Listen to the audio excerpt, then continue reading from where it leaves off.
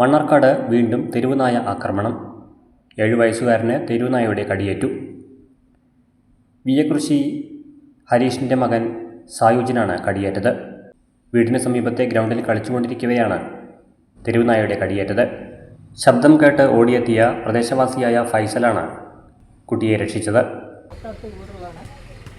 ആ കുട്ടീനെ നിന്ന് പട്ടി കടിച്ച് ഹോസ്പിറ്റലിലായിരുന്നു.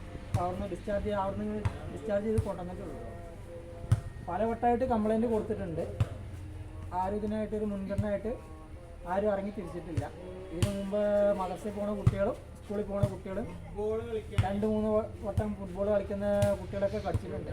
10-20 നായ്ക്കളാണ് ഈ ഗ്രൗണ്ടിൽ കിടക്കുന്നത്. ഇതിനൊരു ഒരു പരിഹാരമായിട്ട് ആരെങ്കിലും എന്തെങ്കിലും ചെയ്ത് തരണം. മണ്ണാർക്കാട് താലൂക്ക് ആശുപത്രിയിൽ പ്രവേശിപ്പിച്ച് ചികിത്സ നൽകി.